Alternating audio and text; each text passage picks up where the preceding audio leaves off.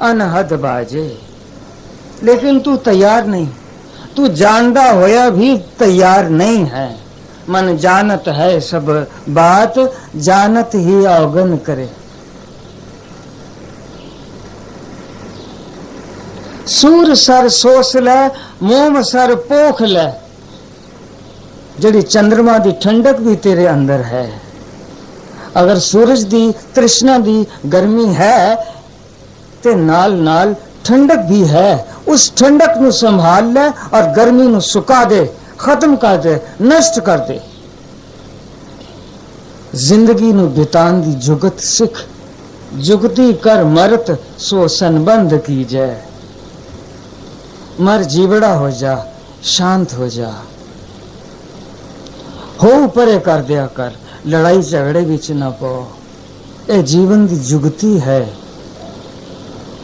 Mean कर चपल सो जुगत मन राखी है। जिस तरह मीन मछली, मछली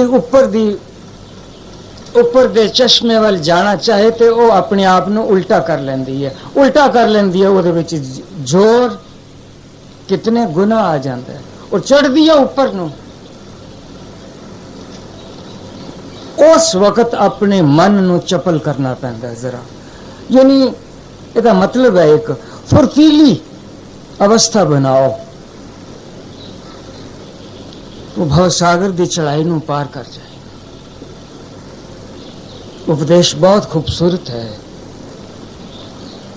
कि मच्छी को नहीं सीख ले कि जिस तरह छोटी जी मछली और इतना भारी जबरदस्त चश्मा चलता पे वो की कर दी है, पुठिया कर लेंदी है। तुसी भी पुठिया कर ले, माया बड़ी प्रबल है।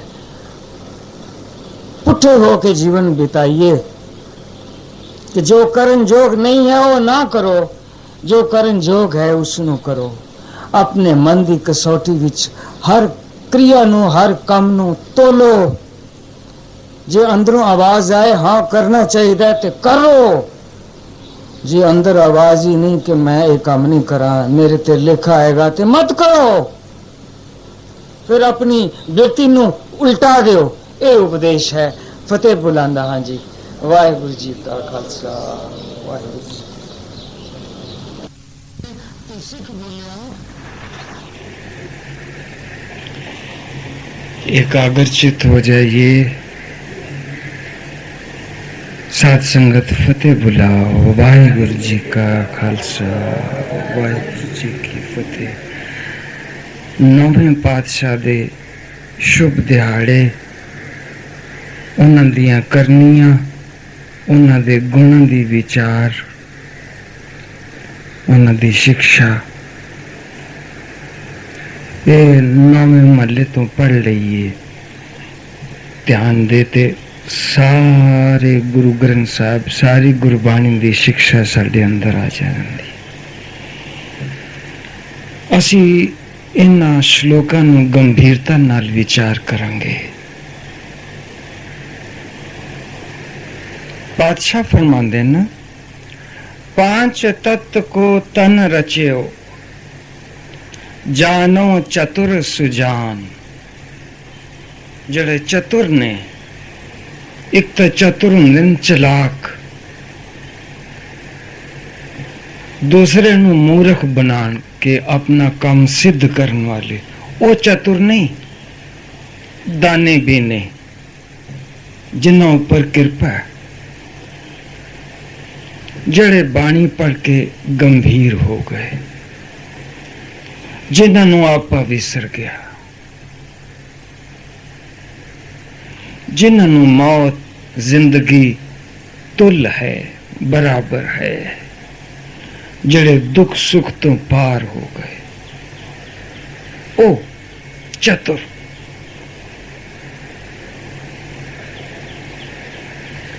पांच तत्व को तन रचियो, जानो चतुर सुजान। जड़े संत लोग ने, सुजान ने, उन्होंने दसिया ते असी जानिया कि सारी सृष्टि, सारा ब्रह्मांड ये पंजां तत्तां दे दायरे दे विच है। एक शब्द आंदा जिस तो भाव ये निकलदा है कि पंजां तत्तां विच ही सारी सृष्टि है। छेवें नूं अगर छेवां होवे ते कोई दसे आके, जो असी दसिया हो सानू कवे कि तुसी गलत हो। नहीं, पंजां तत्तां विच ही सारी सृष्टि है। पांच तत्व को तन रचयो, तन शरीर जानो चतुर सुजान। फिर जी पंज तत्व ते देखते देखते अखों ओले हो जाते हैं, खत्म हो जाते हैं, नष्ट हो जाते हैं। जाते किथे न फिर जे ते उपजियो नानका, लीन ताहि मैं मान। वो आपो अपने घर चले जाते हैं। पंज तत्व केड़े केड़े? पानी है, मिट्टी है, हवा है, अग है, आकाश है। ये नहीं खालीपन, आकाश। हे चतुर सुजान मनुख, हे समझदार, हे विचारशील, इन्हां पंजां तत्तां तो मनुख दी पैदाइश है। पांच तत्व को तन रचियो, पैदाइश है। पंजां तत्तां तो ही सब कुछ पैदा होया और अखीर उन्हां पंजां तत्तां विच ही समा जाएगा।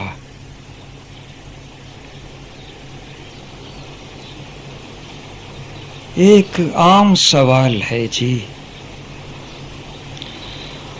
मर के शरीर की है? पंज तत्व ते बाकी हैं न शरीर विच, क्योंकि शरीर हाले मौजूद है। पंज तत्व भी मौजूद ने, अंदर पानी भी है, शरीर ते है ही मिट्टी, हवा भी है, अग्नि भी है, आकाश भी है, वो खालीपन भी मौजूद है, पावे मृतक हो गया है। मर के स्वादी टेरी हो के जीव जांदा किथे है? ये सवाल महात्मा बुद्ध नू किसे ने कीता सी कि महाराज मर के जीव जांदा किथे है जी?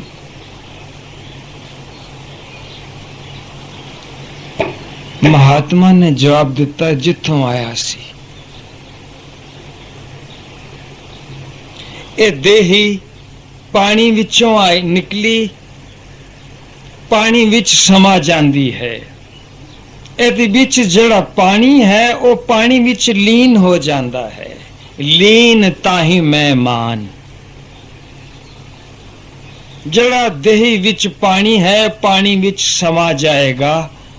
जो इस दे विच हवा है वो हवा विच लीन हो जाएगी। इस दे अंदर अग भी है, अग अग विच चली जाएगी। ते जड़ा खालीपन है यानी जो आकाश तत्व है वो आकाश विच समा जाएगा।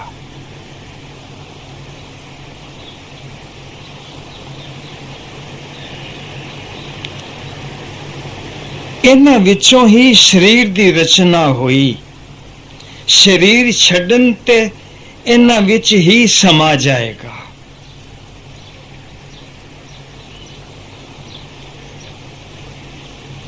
ये तो सवाल है कि फिर मौत, शरीर छड्या गया, मौत आ गई, तो फिर इन्ना रौला क्यों, इन्ना शोर क्यों?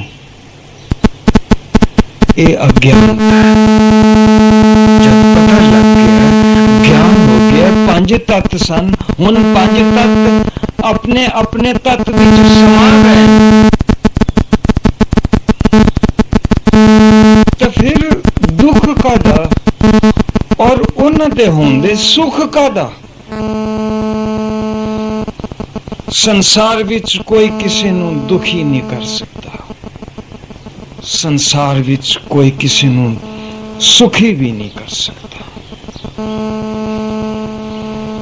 बंदा दुख सुख ज्ञान तो होंदा है, ते ओदे अंदर है कि ओदी समझ ओदी सुरत कैसी है।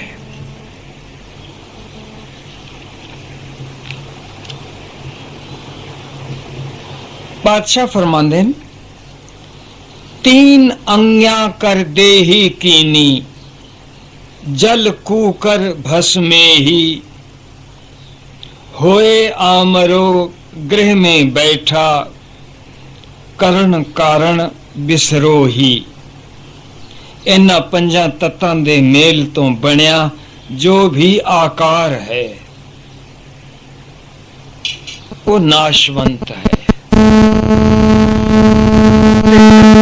अंत हुंदा है ਤਾਂ ਇਹ ਪੰਜ ਤੱਤ ਸਰੀਰ ਨਾਲੋਂ ਆਕਾਰ ਨਾਲੋਂ ਅੱਡ ਹੋ ਕੇ ਆਪਣੇ ਆਪਣੇ ਸੋਮਿਆਂ ਵਿੱਚ ਜੋ ਉਹਨਾਂ ਦੇ ਸੋਰਸ ਹੈਗੇ ਨੇ ਆਪਣੇ ਆਪਣੇ ਸੋਮਿਆਂ ਵਿੱਚ ਸਮਾ ਜਾਂਦੇ ਨੇ। ਇਹ ਸਿੱਖਿਆ ਦਿੱਤੀ ਗਈ, ਇਹ ਦੱਸਿਆ ਗਿਆ ਕਿ ਇਸ ਨੂੰ ਆਪਣੇ ਅੰਦਰ ਧਾਰਨ ਕਰੋ। ਜਦੋਂ शरीर दा अंत हुंदा है अपने अपने सोमियां विच ओ समा जांदे हन। हे जीव, हे मनुख, तू सियाणा बन, तू उच्चा हो, तू दाना बीना बन। ए शरीर तैनू सेवा सिमरन भजन बंदगी ते सब दे भले वास्ते मिलिया है। शरीर है ना मिलिया है, इसका मकसद की है कि सेवा कर, भला कर, सिमरन कर, सरबत दा भला सोच, विंगा विंगा ना सोच। विंगा विंगा सोचेगा ओदे मुताबिक तेरे कर्म हो जाएंगे और जैसे तेरे कर्म होंगे वैसी तेरी गति हो जाएगी। तू भला ही सोच, दूसरे का भी भला हो जाएगा, नाल तेरा भी भला हो जाएगा। भला भले नू जन्म देंदा, बुराई बुराई नू जन्म देंदी है।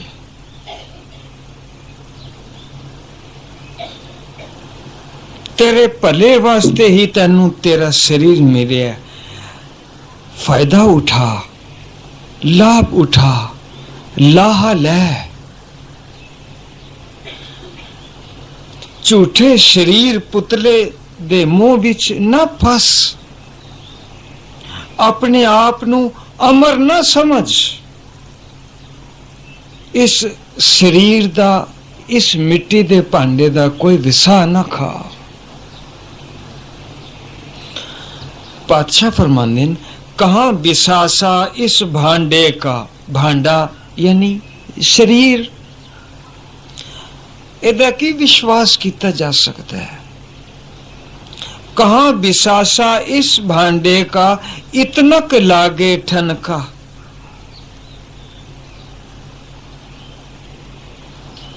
इतनियां पौड़ियां तो गिर गया, सिर ते डूंग जिया पै गया और मैं हैरान होके बैठा कि मैं जिंदा किस तरह। इतनक लागे, थोड़ा जिहा इसनू चोट लग जाए ते नाल ही गया।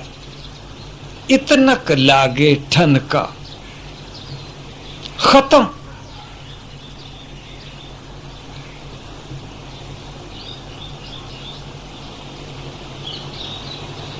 कहाँ बिसासा इस भांडे का, इतनक लागे ठनका।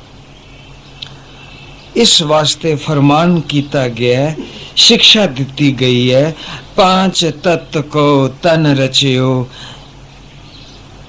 जानो चतुर सुजान, जेते उपजियो नानका, लीन ताही मैं मान। मैनू ये समझ आ गई है, मेरे अंदर जड़े 5 तत्व ने वो आपो अपने घर चले जाएंगे, पानी पानी विच मिल जाएगा। इस वास्ते जड़ा समझदार है वो दुख विच नहीं, जड़ा समझदार है वो सुख विच भी नहीं है, वो गंभीर है। उहदे अंदर अनंती खामोशी चुप डेरा ला के बैठी है।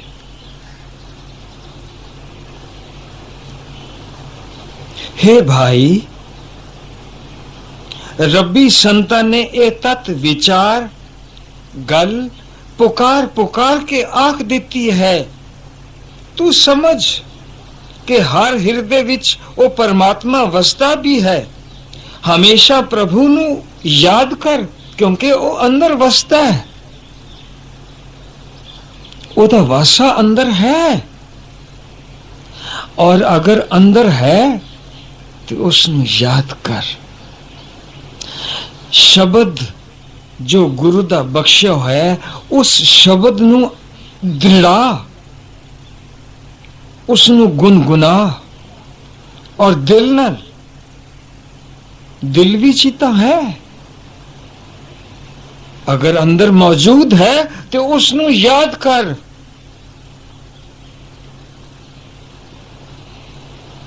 जितना ज्यादा याद करेगा उतना ही ओदा सिंहासन वड्डा होंदा जाएगा, क्योंकि वो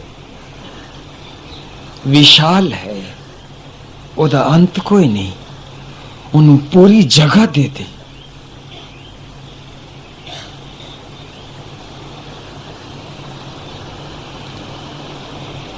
पुकार पुकार के संता ने यह गल आख देती है कि हर हृदय विच परमात्मा वसदा है। हमेशा उस प्रभु नु ही याद कर, सिमर, तांजो संसार समुंदर तो तू पार हो जाए। पता नहीं केड़ी लीनता सी, केड़ी गुम अवस्था सी कि भगत नामदेव कह उठया, संसार समुंदे तार गोबिंदे तार ले बाबा बीठला, तार ले बाप बीठला। मैं अजान जन, मैं अनजान हां, ना समझ है, मैनू तरना नहीं आंदा।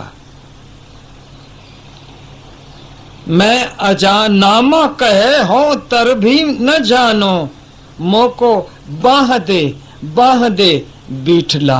हे प्रभु, मैं संसार समुंदर, गहरे समुंदर विच डोबे खाना पिया, मेरी बाह फड़ लै, मैं डुबदे दी बाह फड़ लै। जिथों तक ओ साडी बाह नहीं फड़ेगा, असी समुंदर नू तर नहीं सकते, असी उस पार नहीं जा सकते।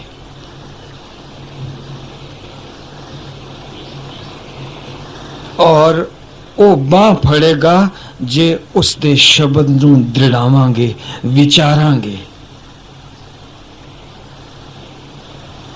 फिर याद आई उस रोस दे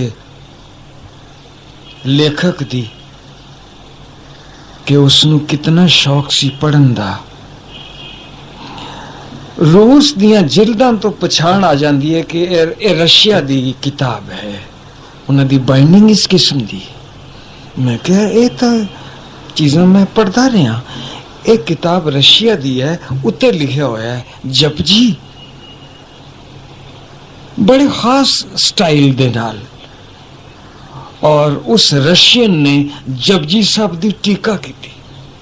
टीका 600-700 होया है, लेकिन उसकी टीका सब तो अच्छी लगी जिड़ी काट कर गई, चीर गई, छो गई, निहाल कर गई।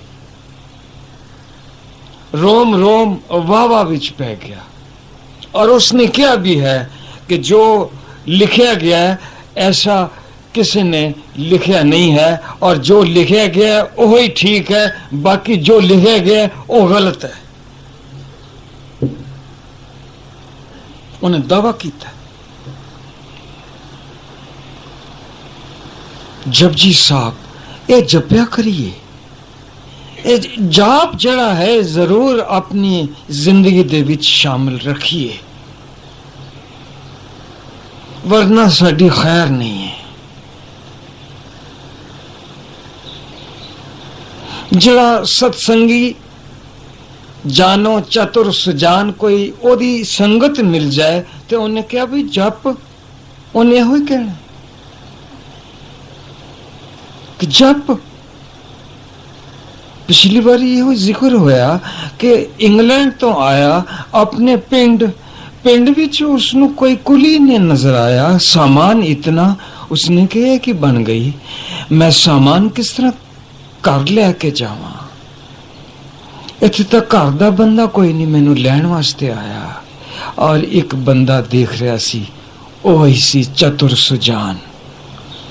उसने क्या, सामान बहुत है और तुसी सोच रहे हो कि कारके में जाइए लेके, मैं बैठा सेवा वास्ते। उसने पूछा तुसी कर्म की करते हो? उसने क्या, मैं उस प्रभु का नाम जपना और तुहाडा सारा सामान दोनों बाहां नाल घर पहुंचा देंगा। उसने पूछाता, रस्ते विच चर्चा चल पई, वो जपता पिया सी। उसने क्या, जो जपना पिया वो तुम ही 2-3 बारी बोल ले, जे तेनू अच्छा लगता थे वही बोल पिया। 5-6 बारी जपन का लाभ की होया। उसने हाले घर नहीं पहुंचे, उसने आख्या कि तेनू एक सच्चाई दसने, वो ये है कि कल तू ते मैं शरीर त्याग देना है। और यकीन दे नाल ये गल मन्नी, सामान ते तू, सामान 100 बरस का, कल की खबर नहीं।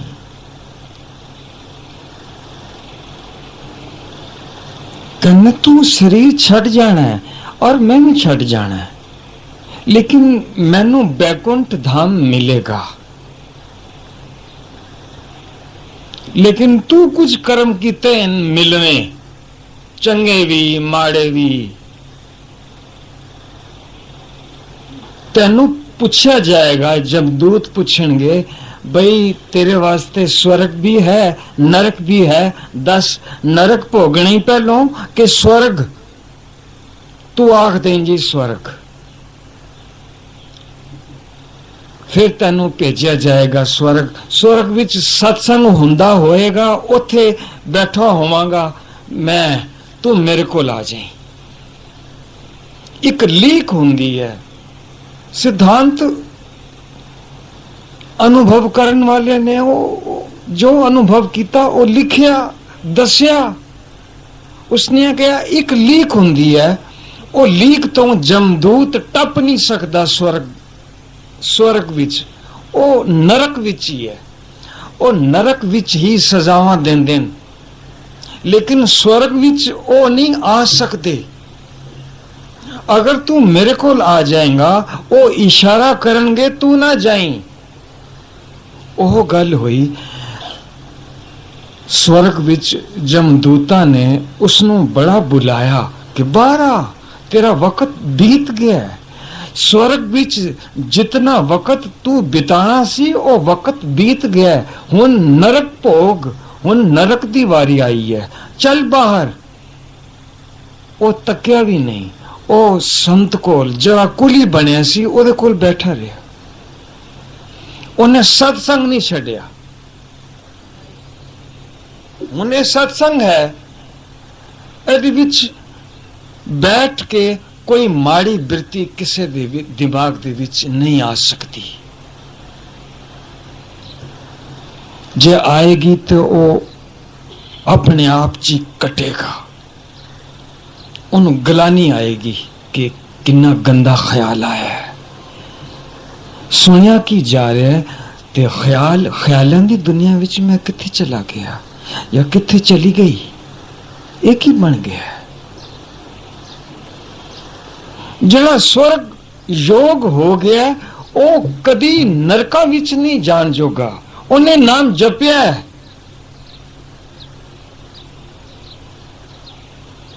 इत्थे बाबियां ने 101 अखंड पाठ इन्हां दा भोग पाया और देवतियां ने चिट्टे चिट्टे फूलों की बरखा करनी शुरू कर दी कि बैकुंठे हुई बना दिए, जिते संतां ने इतना नाम जपया है। जपना इतना लाजिम है, जरूरी है। इन्हां पंजां तत्तां दे मेल तो बनिया जो भी आकार है वो नाशवंत है, ते जदों अंत हुंदा है तां ये पंज तत्त शरीर नालों आकार नालों अड हो के अपने अपने सोमियां विच समा जाते हैं। ये सिक्ख्या है। जदों शरीर दा अंत हुंदा है अपने अपने सोमियां विच ये समा जाते हैं। अगर ये विचार साडे अंदर आ जाए फिर ये डर निकल जाता है।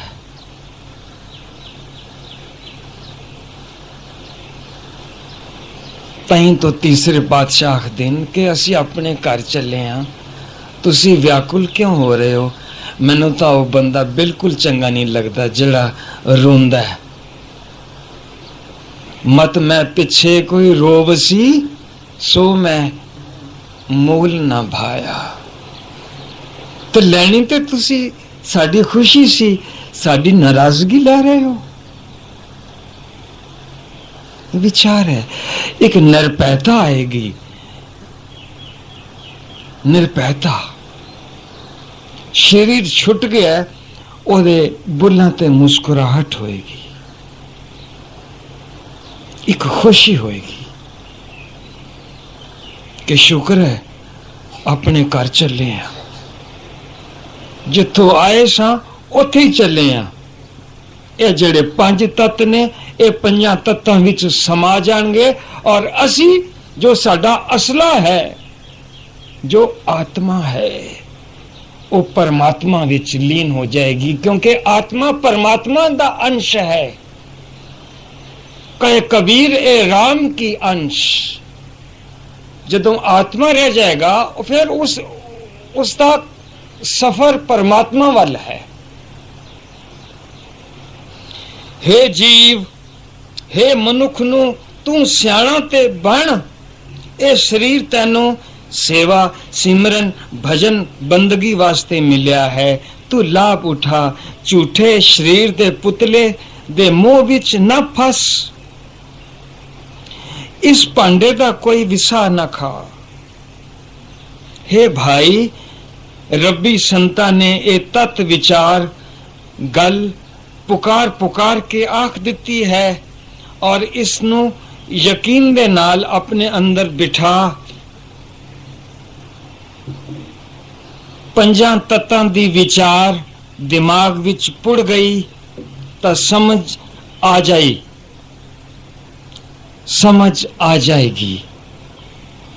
पंजां तत्तां दी गल साडे दिमाग विच पुड़ जाए फिर सानू नहीं पता लगेगा कि फिक्र दा मतलब की हुंदा है।